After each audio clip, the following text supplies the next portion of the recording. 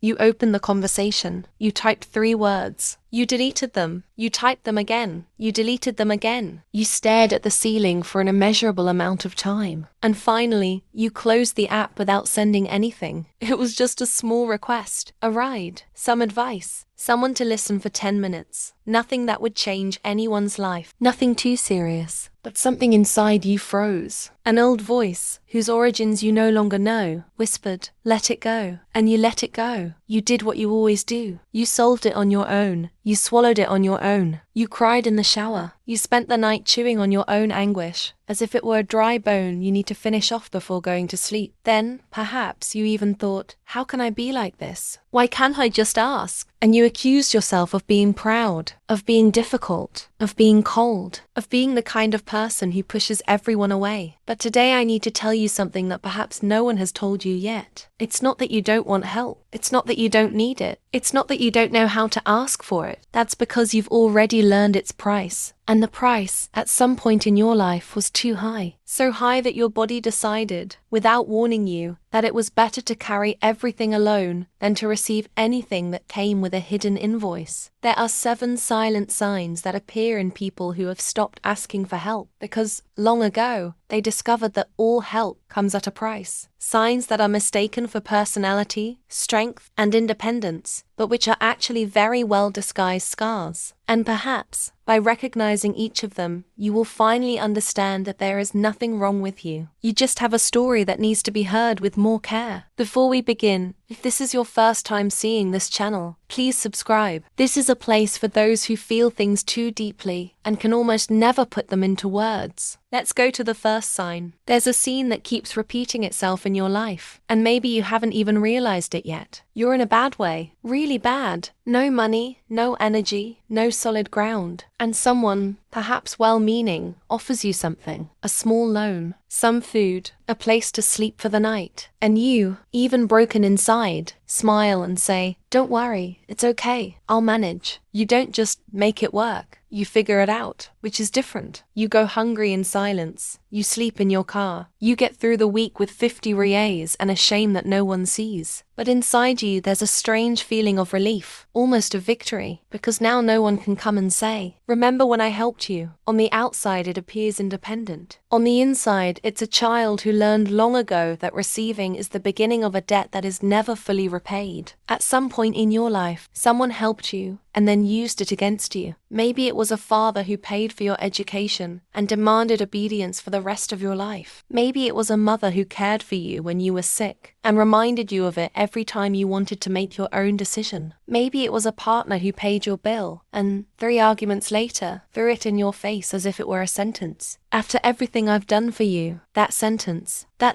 pierced you like a splinter, and your nervous system, which is smarter than it seems, decided, never again. Never again will I give anyone that kind of power over me. So you came to prefer exhaustion to debt, loneliness to the silence demanded later, deprivation to the humiliation of being reminded, years later, of that day when you needed them. You are not proud. You are someone who has learned, the hard way, that when you are in debt, you lose your freedom. And beneath that pattern lies another, even older one. You send another thank you message. You send another one the next day. You look for something the person likes to give as a gift. You offer to help with something they didn't even ask for. You can't just receive. You need to zero out the account quickly, because as long as the account is open, you won't sleep properly. There's an invisible weight on your chest when someone does something good for you. It's not gratitude. It's urgency. It's the feeling that if you don't reciprocate soon, it will become a noose around your neck. For other people, receiving is easy. It's a hug, it's a thank you, and life goes on. For you, receiving means being indebted, and being indebted means being exposed. This didn't just appear now. It started that time when someone did something for you for free, seemingly, and months later showed up demanding payment with a casual phrase, as if it were nothing. "Oh, but I was always the only one who was there for you, right?" That day taught you something. That generosity can be a slow form of imprisonment. That today's gift is tomorrow's shackle. That nobody gives anything for free, and whoever accepts without reciprocating becomes a hostage. So you learn to settle before being charged, to return before being reminded, to pay before receiving the bill. On the outside, it seems like kindness. On the inside, it's defensiveness. You're not being generous in return. You're shirking the burden of duty. And maybe you don't even realize how exhausting this is for you, because for you, it has become a way of existing. It's a mental list, and it's far too detailed. You remember exactly who lent you money in 2019. You remember who offered you a ride on that rainy day. You remember the friend who listened to you cry once, 7 years ago. You remember the cousin who hosted you for 3 days. You remember every favor with the date, time, and the exact phrase the person used. Other people forget. You don't. And you wonder why this memory is so precise, so photographic, so impossible to erase. The answer is unsettling. Do you remember because, deep down, you're waiting for the bill? You know, with a certainty that's in your bones, that one day some of these people will come back and say, "Remember that time?" And you want to be ready. You want to have everything you've done for them at your fingertips. You want to have the numbers at hand. You want to have the argument. You don't want to be caught off guard. This mental file is a form of armor. Each favor catalogued is an advanced defense against the blackmail you know might come. This isn't coldness. This is vigilance. It's what remains when you grow up in an environment where care was used as currency, where "I gave you so much" became a threat, where love was structured with a spreadsheet. And the saddest part is that this list also prevents you from receiving things lightly, because every time someone does something nice for you, before the emotion comes the record. Write this down. Remember this. It can be used later. You didn't even get a chance to say thank you properly, and you're already preparing for the day when that kind gesture will come back to haunt you. This is exhausting, and it's lonely, and you didn't even know you were doing it. Here in the middle of the video, if any of these words resonated with you, leave a comment, even if it's just one. And if you can, leave a like. This helps this video reach other people who, like you, carry all of this without a name. Let's move on to the next sign, which is perhaps the most subtle of all. It's that person who's too good, too attentive, who offers help before you even ask, who texts you to ask if you're okay, who shows up with coffee at your work, who insists on paying the bill, who says, "Anything, count on me anytime." And instead of relaxing, you become tense. You become wary. You create distance. You start responding more slowly. You start making excuses to avoid meeting. You withdraw. Other people attract people like that. You run away. It's not because you don't deserve it. It's because your body has been through this before, and it knows how it ends. You learn that, in your experience, genuine generosity doesn't exist. That every time someone appeared being overly kind, it was because they wanted something. Attention, access, control, loyalty, submission, a special place in your life that would later be demanded in the form of an obligation. So when a truly good person appears, his internal system sounds an alarm. He can't distinguish real kindness from a trap. To him, they're the same thing, because the only kindness he's ever known has always had an ulterior motive, and you walk away. Not out of malice, out of fear. You prefer to associate with people who are more brusque, more distant, more transactional, because with them you know where you stand. There are no surprises. There is no suspicious sweetness. For you, sweetness is the most dangerous sign, because it was sweetness that, in the past, blinded you to the manipulation that came later. And so you live with this cruel contradiction. You miss being cared for, and at the same time, you run away from those who offer care, because the part of you that needs affection is younger than the part of you that has learned to survive. And the part that survives always speaks louder. It's not that you don't want love, it's that you've learned that love that was offered too easily, in your history, always came at a high price later. And there is an even deeper layer. People who, in theory, love you. You didn't ask any of them. You paid someone to do it. You spent money you didn't have to avoid asking for a favor that would have been free. And when you paid, you felt relief. An almost suspicious relief, given the size of the expense. Because paying for you is the only clean way to receive something. In a paid service, the relationship is clear. You give money, receive the service, and leave. No one will call you 3 months from now saying, "Do you remember that I helped you that day?" No one will use that against you in a future argument. No one will look at you differently. The transaction ends when the payment ends. But a favor is different. A favor never ends. A favor stays alive. A favor can be resurrected at any moment, in any discussion, by anyone who decides that it gives them rights over you. You prefer the honest coldness of money to the armed sweetness of friendly hospitality. And maybe you were judged for it. Maybe they called you tight-fisted, complicated, difficult. They said you don't let anyone help you, and you stayed silent because explaining would be more work than listening. But it's not a closed fist. It's a burnt fist. You're not saving yourself human contact. You're protecting yourself from a very specific form of violence, which is the violence of receiving something from someone and then discovering that it was never a gift. It was always a loan with emotional interest, and you prefer to pay with money rather than with your soul. When you pay that bill that felt like it was going to swallow you whole, when you leave that relationship without needing to ask anyone for help, you feel something. And that something isn't exactly pride. That's a relief. It's the profound, almost physical relief of knowing that no one will be able to use this against you. That no one will be able to say, if it weren't for me, you wouldn't have succeeded. That victory is yours alone. And because it's yours alone, it cannot be taken away. Other people, when they win, want to share. They want to tell everyone. They want to be embraced. You, when you win, want to keep it to yourself. You want no one to know the extent of the effort. Because if no one knows about the difficulty, no one can claim any of the credit. You learned that shared achievements become the achievements of others. That I always believed in you turns into you only achieved it because of me. That support is later demanded as authorship. So you hide the effort, you hide the exhaustion, you hide the fear you felt during the process. You only show up with the finished result, package, without a trace of who helped you, because nobody helped you. And even if someone had offered, you would have refused. Inside, there's a phrase that keeps repeating itself. Now, nobody can take this away from me. And that phrase is sad, because it reveals that, for you, victory is not joy. Victory is security. It's reaching a place where you can no longer be used. Your independence isn't about ease. It's about protection. And you deserve to be able to share an achievement without fear that it might one day be used against you. And then there's the last sign, the most hidden one, the one that perhaps explains all the others. That the moment the door opens, something inside you shuts down. You change the subject. You say, everything's fine. You laugh. You deflect. You return the question. And you, how are you? You distance yourself precisely from those who are willing to stay. And then, alone again, you hate yourself a little for it, because you know that person was different. You know that maybe they wouldn't charge anything, but you couldn't test it, because the risk was too high. For you, intimacy isn't security, it's exposure. Every time you opened up in life, something came back. Someone used it in a moment of anger. Someone called you weak. Someone brought it up at a family dinner, in front of everyone, with a smile. Someone treated you differently afterward, as if you had lost value for showing a vulnerability. So you learned a simple and cruel equation. The closer, the more dangerous. The more well-known, the more collectible. The more visible, the more exposed. And you came to prefer being loved from afar, admired, respected, but not known. Because the person who truly knows you has material possessions. And material possessions, in your experience, always become weapons one day. It's not that you don't know how to love. It's not that you don't want to be loved. It's that you've learned that surrendering yourself is like handing over the key to a door that other people have used to enter and break things inside you. And as long as that door remains closed, no one will break anything else. But also, no one will enter, and you know it. And this is one of the most silent pains of your life. You are not cold. You are not proud. You are not difficult. You are not closed off. You are someone who has lived repeatedly in environments where care was a bargaining chip, where affection came with fine print in the contract, where generosity had a clause, where those who helped reserved the right to demand something in return for the rest of their lives. And what you've built this way of not asking, not receiving, not owing, not opening up isn't a character flaw. It's an intelligent response. It's one of the most sophisticated things your emotional system has ever done for you. It perceived the pattern before you even had words for it, and it protected you. You learned not to ask. You learned not to wait. You learned not to need. And this triad kept you standing in moments when no one showed up to support you. The problem is that this armor, which once saved his life, now also prevents new life from entering. And changing that is difficult, not because you're stubborn. It's difficult because you're not just afraid to ask for help. You're protecting a smaller version of yourself. A child or teenager who once trusted, once surrendered, and was betrayed by the very person who said they were helping. That child still lives within you, and it's watching every door, every outstretched hand, every offer of care. She's not wrong. She's just out of date. People who offer because they feel it, not because they calculate it. People who forget the favor the next day. People who will never ever use your vulnerability against you. You still don't know who they are. Maybe you need time to find out. Maybe you still need to make a few mistakes. Maybe you need to test with small things before testing with big things. But they do exist, and you deserve to find them. You don't need to become a different person. You don't need to force yourself to trust everyone. You don't need to tear down everything you've built. What you've built made sense. It brought you to where you are today. It kept you alive, whole and functional in situations that would have destroyed other people. But now, perhaps you can begin to choose who to trust, what to show, when to ask, slowly, without rushing, without having to prove anything to anyone. You don't need a cure. You need rest. And you need, one day, someone who will look you in the eyes after helping you and say, "It's okay. You don't owe me anything. I did it because I wanted to." And when that happens, maybe you'll cry, not from sadness, from relief. And tell me in the comments, which of these 7 signs was the hardest to read? Which one made you pause the video for a moment? If you can, leave a like too. This helps reach other people who carry the same burden and still don't have words for it. And if you want to continue this dive, there's another video appearing on your screen now. It was made for those who made it this far, for those who recognize themselves, for those who need to hear one more thing before going to sleep. I'll wait for you on the other side.